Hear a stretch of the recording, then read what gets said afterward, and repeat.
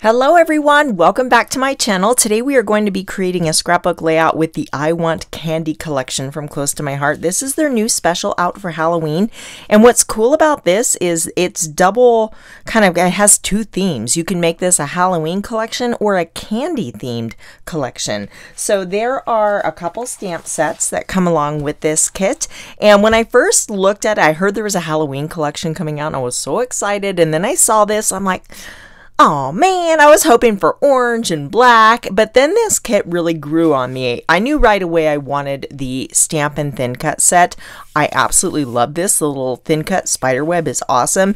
And then I thought, well, this stamp would be really useful for a lot of my photos with this candy theme. So then I was getting both the stamps and of course then I wanted the puffy stickers that went along. So by then it only made sense to get the whole bundle. Does that ever happen to you guys? Well, it happened to me. But look at these puffy stickers. So there is a couple different workshops with this collection. You can either get the candy themed workshop with the candy stamp, or you can get the Halloween. It's called Eerie-sistible. You can get the Halloween workshop and with this stamp and thin cut set, or you can get the whole bundle or bits and pieces a la carte. But aren't these adorable?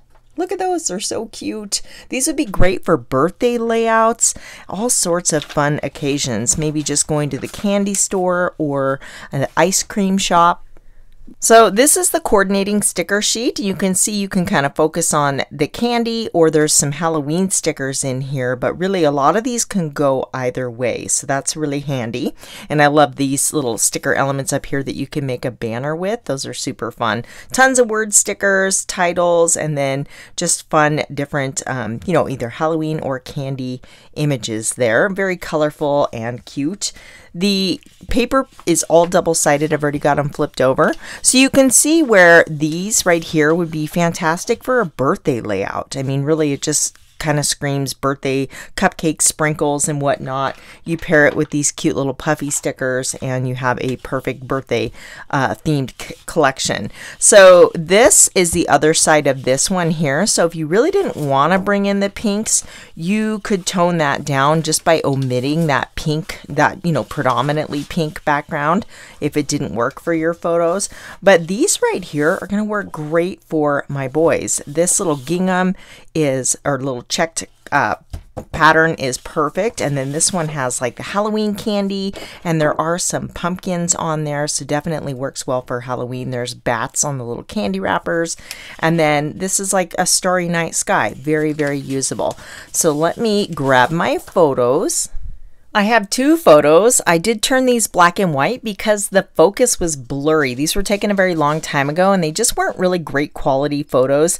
And turning them black and white kind of brought the focus in on my son Hayden, covered in fake cobwebs. And when you turn them black and white, it can make a blurry photo a little bit sharper. So there's a little tip for you. But I asked him to take down the Halloween decoration. We had a bunch of, the fake cobwebs on the front porch. And I hear this, "Mom, come here." And I poked my head out the door and found this. Instead of just taking them down, he decided to let his imagination take over and wrap himself up in the cobwebs. So this is a 4x6 and a 4x4. I'm going to be documenting this memory today. So let me go ahead and move these out of the way. Grab my Versamat. It is going to be a single page layout because I have only the two photos here. I am going to build this on a sheet of white daisy, and I know I want to bring in strips of pattern paper. So I definitely want to use the pattern paper with all of the candy on it, this one here. So whenever you have, this is a very busy pattern, so I like to take it in smaller pieces. So I'm thinking maybe a strip of 2.5 or 3 inches. And then we're gonna bring in some of the Sundance color, that nice orangey color. And then I'm not sure about my third pattern. I want to bring in more of the spooky feel. So I'm thinking I'm going to make my own pattern paper with the stamp set. So let me cut this down and we'll start with this one here.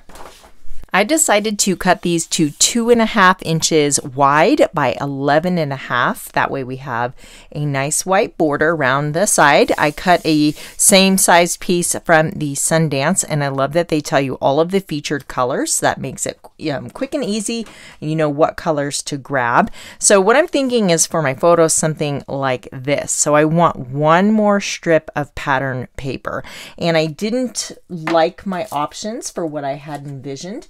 So I'm going to create my own with this bat. So let me clear this out of the way.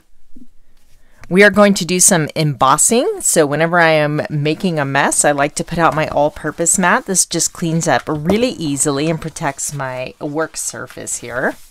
I thought it would be fun to add a little embossing. So I have white daisy ink, some white embossing powder, and then I'm going to use this bat stamp. So we'll just want the one image here. And I'm going to emboss that onto a sapphire background. When you are heat embossing, it's always a good idea to rub your anti-static powder pouch over your cardstock so that the embossing powder doesn't stick to areas you don't want it to stick.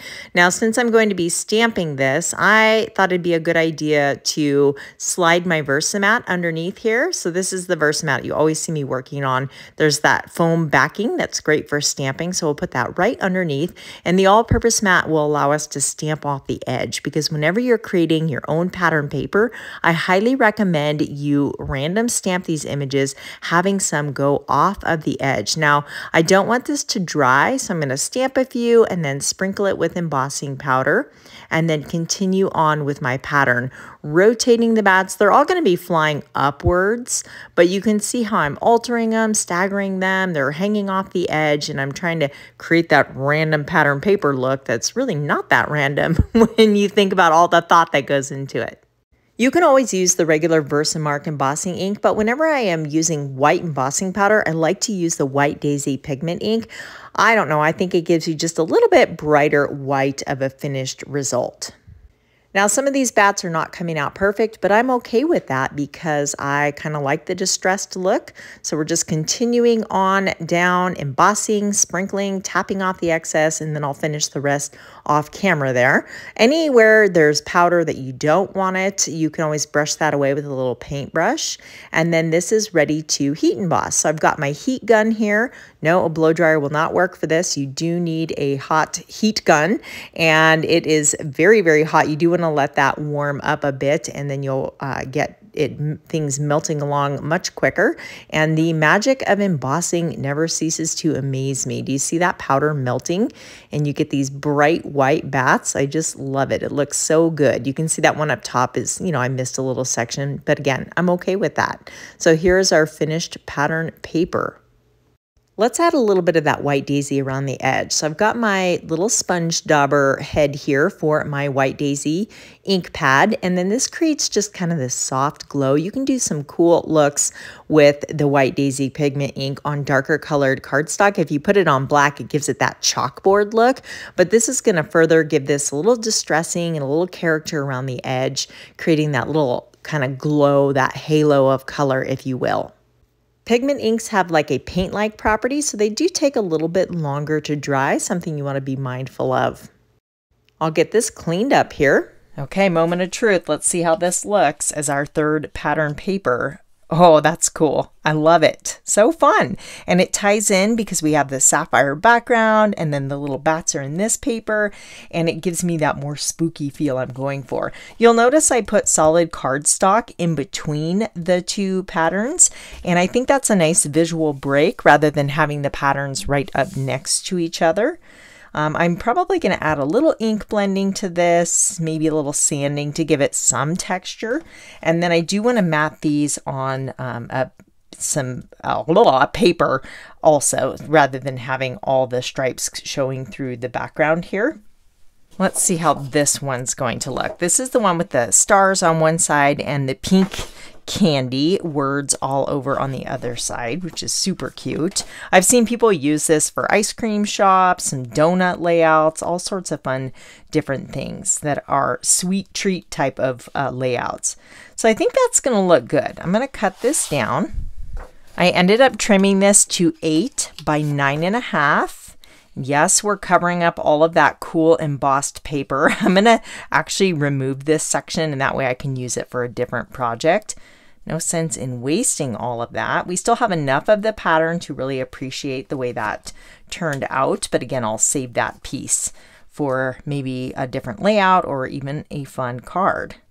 Okay, so this is going to work well. This is going to give me a spot for my title and my journaling, and I can bring in some embellishments. I do want to bring in more black into this layout. So there's black scattered kind of throughout this paper here in some of the accents, and I will ink up the edges and then also bring it in my embellishments. I love these photos of my son because both the boys were huge fans. We all love Harry Potter and Lord of the Rings, and they absolutely loved the spider monsters in those movies. So there's the Shelob in the Lord of the Rings guarding the pathway to Mordor, and then Hagrid raises a spider, which you see a lot of in Chamber of Secrets. Super fun. So we would create this kind of scary, spooky Mirkwood forest on our front porch, and the boys loved it. Giant spiders and spider webs. It was just so much fun. I imagine that's what he was thinking when he wrapped himself up in these spider webs. All of those pieces are inked up. I did add a little bit of sanding to that Sundance cardstock just to give it a little more character, and I cut out that centerpiece to use on a different project there. So let me bring my photos back in. Alrighty, let's make some fun embellishments. So I have the thin cut set here, and our thin cut and stamp set. The spider web is the coolest. That is really what the #1 thing I wanted. I think all the ghosts are super cute, and I love the title, Booyah, Happy Halloween, Trick or Treat, which that thin cut you could double as like a tombstone. My friend Melanie pointed that out, and I thought, oh, that's a great idea. And then there's the candy on here, and of course the little bat thin cuts. But I'm going to go ahead and cut out a couple spider webs in sapphire, and then I already die cut our little ghosty friends here. So let's just put our, where is it? Every one of Close to My Heart stamp sets comes with this foam, and the back of the Versamat has the same foamy texture too if you're just stamping on a larger area. But let's go ahead and stamp our little ghosty friends. These guys are so cute. I'm going to stamp them just on white daisy cardstock, but I think I'll use my intense black ink in case I do want to add any shading to those images. So let's just grab this little guy with the block. He's so cute. Got my intense black ink pad, and then we'll just quickly stamp each one of these little guys. Normally I stamp first and then die cut, but these are pretty easy shapes to line up. And then if you do it this way, you could die cut a couple pieces at once and then just stamp all your images. So that looks pretty cute. I'll clean those up in a second. I haven't wet my stamp chamois yet, so I'll have to pause the camera and go do that when I'm done stamping here. Little guy, such a happy little face. He looks like he's having so much fun, doesn't he? Just like, wee, happy to be haunting around. And then we have our tiny little ghosty friend. I've already used these, so they're pretty well seasoned. Line this little guy up just like so. Cute, cute, cute. Here's my die cut spider webs. I was using scraps of sapphire that weren't quite big enough, but I knew I was going to be hiding that behind the photo, so it was okay. And I just wanted to use that scrap piece of paper. So I think one right there, and I'm picturing one down in this corner here. Ooh, it's going to look so good. How perfect are those? Let me scoot this out of the way before we end up wearing it. I'm thinking I just want to use these little ghosties to kind of frame in the photos here. That looks cute. And then I want more of this Sundance color. We need to repeat that elsewhere on the layout. So I'm just kind of picturing this visual triangle pattern here. I did cut a circle from Sundance, and I thought I could use that to either stack some embellishments on there, but see how that just brings that color over and brightens this side of the page up. So I'm not sure what I'm going to put on that there. And then I want a little something down here. I still have this little guy, and then if looking at the stamp set, I love this was after Halloween, so this actually took place the first week of November because we were cleaning up the spider webs. So I don't necessarily want to put the date, but that would be kind of cool right there. You could stamp that on the circle.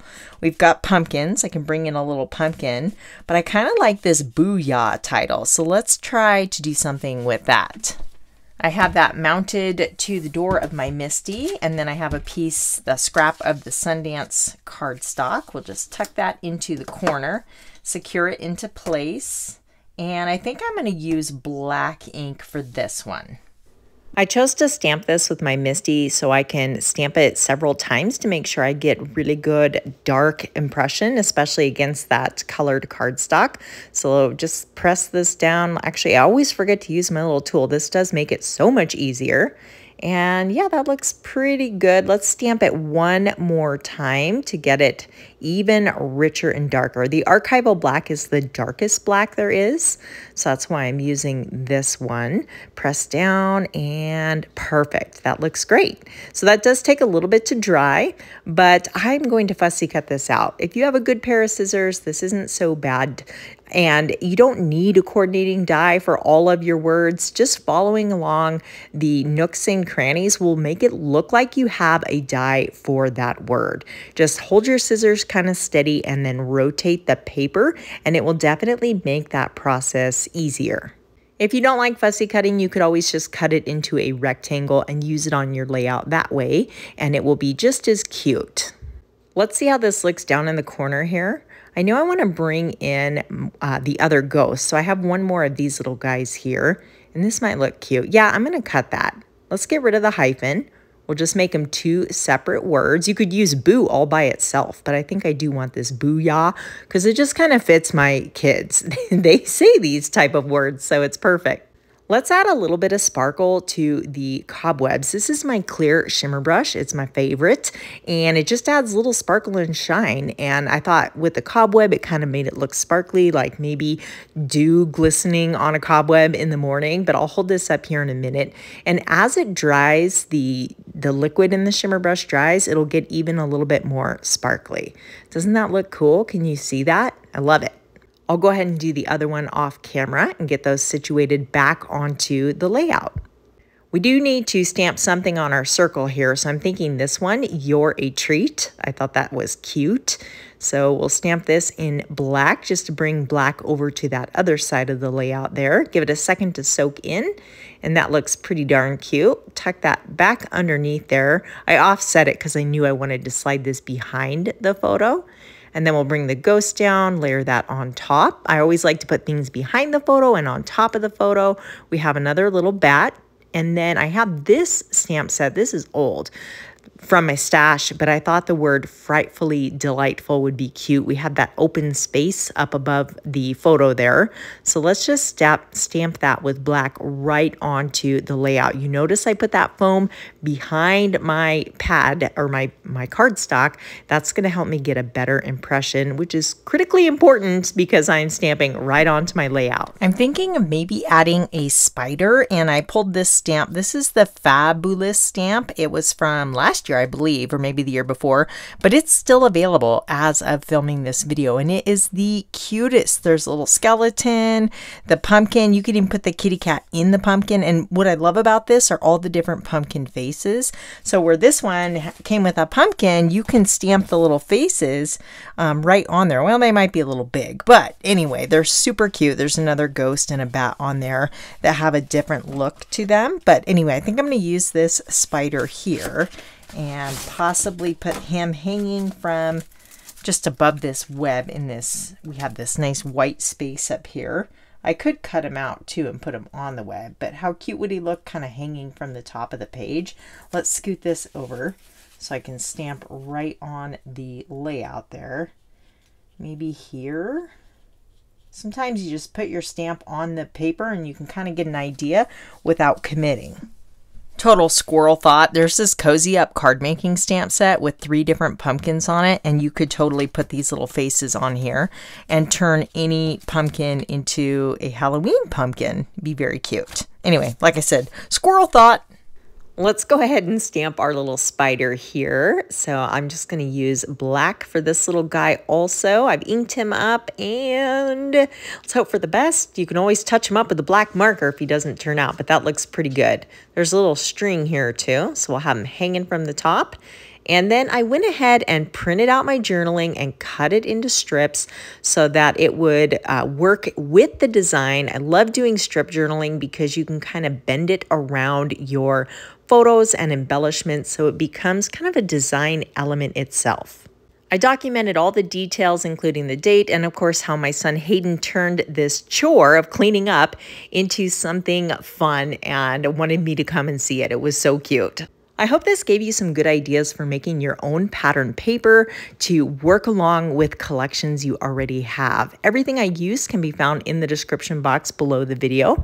And if you're looking for more Halloween inspiration, check out this video right here and be sure to subscribe so you don't miss what's coming up next. Bye!